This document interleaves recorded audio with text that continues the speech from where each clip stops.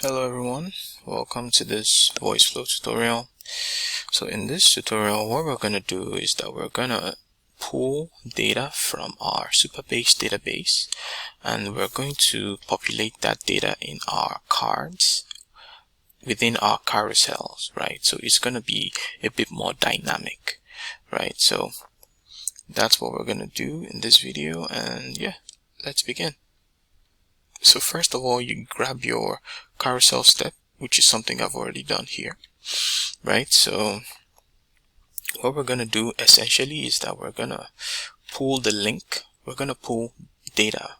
Okay, first of all, we're going to ask the user to select from the various types of vacations they want, right? So we have beach, adventure, and culture. So the one they pick, based on the one they pick, we would then display the desired carousel, right? And within the carousels, we would have the link to the particular destination. We will get it from the API response, right? And this would be like, it would be from the image URL response, right? We would populate that here using a variable. The same thing with the card title. We're gonna get that from the name, right? And then we'll populate that, and then the description, we'll populate that using the description column as well, right? And yeah, and then we would also add a button, right? And the button obviously wouldn't go anywhere because we don't have any links, right? We don't have any landing pages or whatever, but it still serves the purpose, and we'll just create buttons, right? That's the user can always go to, right? Then yeah, and that will be the end of that, right? It's a very simple tutorial, but I think it would at least help us, understand a bit more what is going on. Okay, so let me drag this here a bit. So let's start by telling our agent to ask a question. So hi, what destination or what type of holiday destination are you looking for, right? So we can generate variants if you want. Then we provide buttons so that the user can select. So the 3 buttons would correspond to the 3 destination types that we have, which are culture as 1, then number 2, beach and adventure.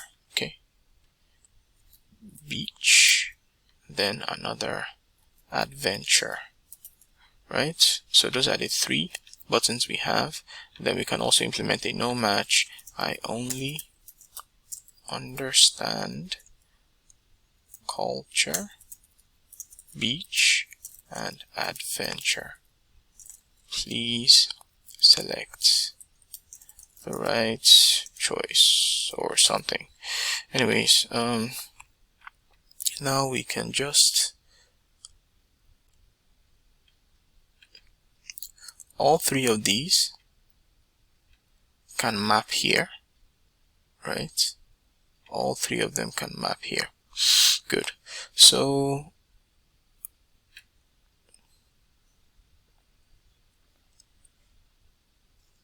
the next thing,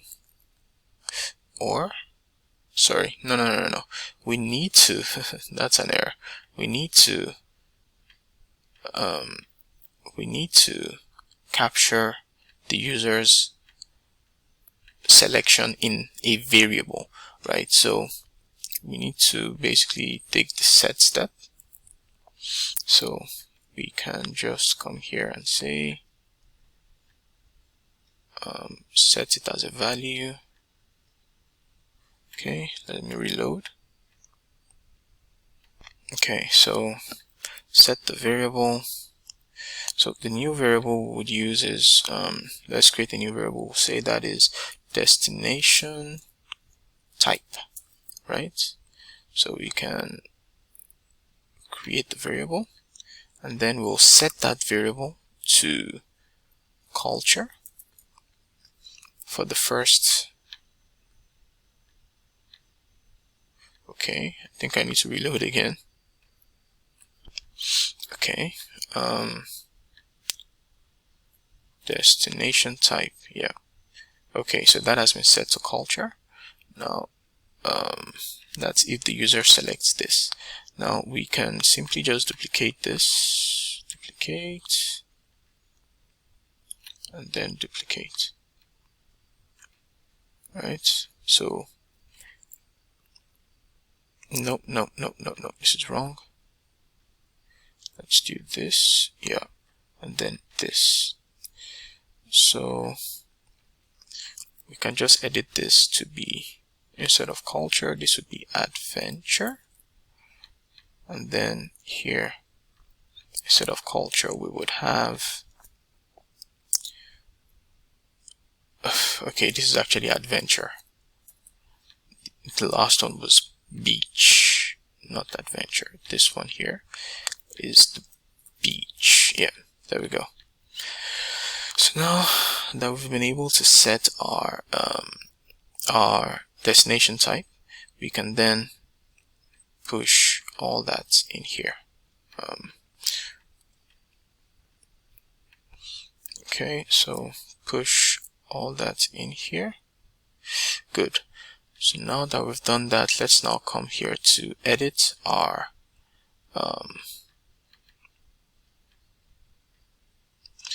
step, right? So yeah, so let's come here to the link, and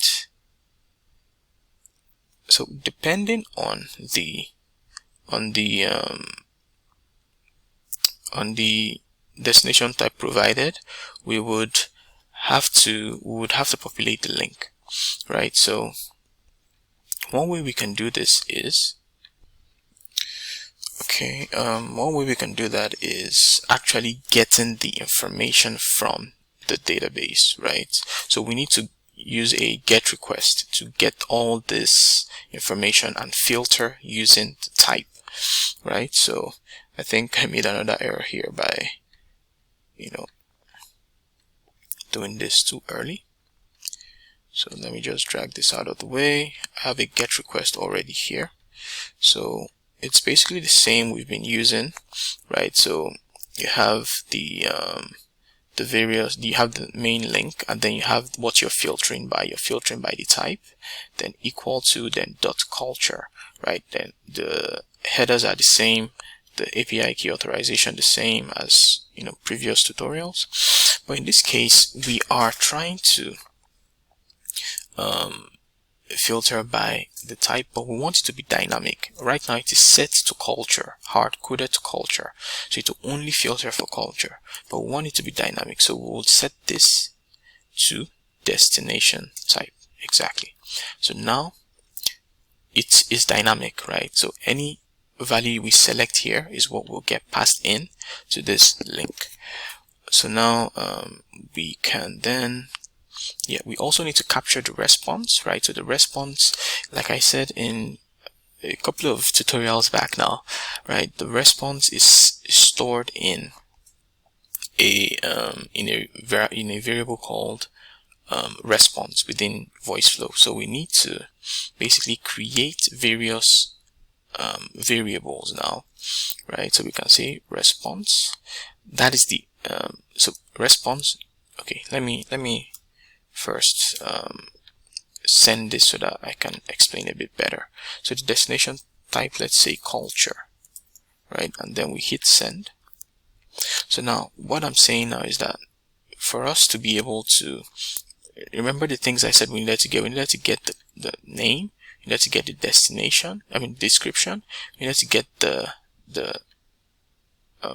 type, right? And we also needed to get the URL. In fact, we could also get the price, right? So basically all these things here all the things we need. So we need to do something like response.0.name, response.0.description, response.0.type, and so on and so forth. Then we do response.1.name, response.1. Description, and so on and so forth, right? So that's what we're going to do now, right? And yeah, that's what I wanted to show us. So coming back here now, so we need to capture that response, and that's what we're going to do now. Okay, I've taken the liberty of filling up all these variables, right? So we just basically created all the variables that we will need based on the response values and the response structure. So response.0.name corresponds to name 0, response.0.description corresponds to description 0, and then if we enter into the ones, it's basically the same thing, response.1.name, name 1, and so on and so forth. So now we can easily access all these variables within our card, right? So let's do this. So let's drag this here, right?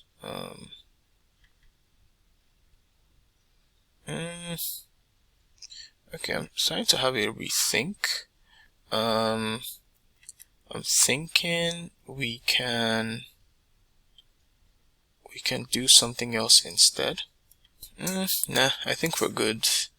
So let me just drag this here, then drag this here as well, right? So we can also add this here. Now we can start to update our carousels, right? So link, we can say this can be so this is linked to the image, right? So we can call this image 0,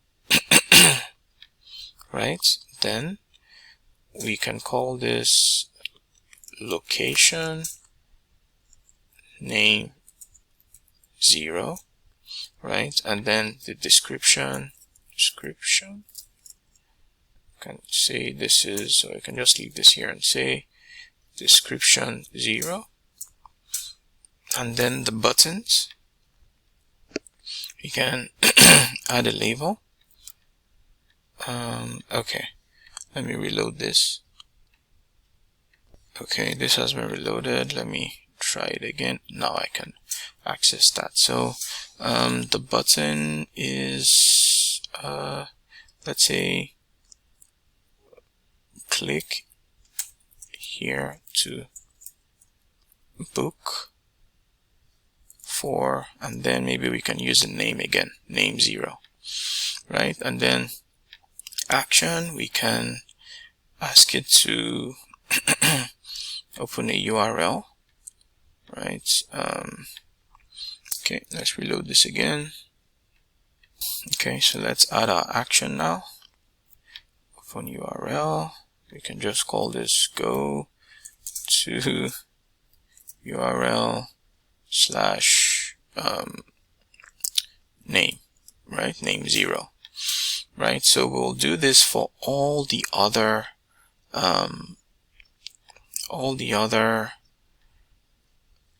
carousels, or all the other options, right? So we've done for option 0, now we'll do for option 1, and then we'll do for option 2. Those 3 options, right? And they will correspond to whatever 3 that we have here. So beach, all the ones that have the same type. So Bali, Santorini, Maui will be a batch, right?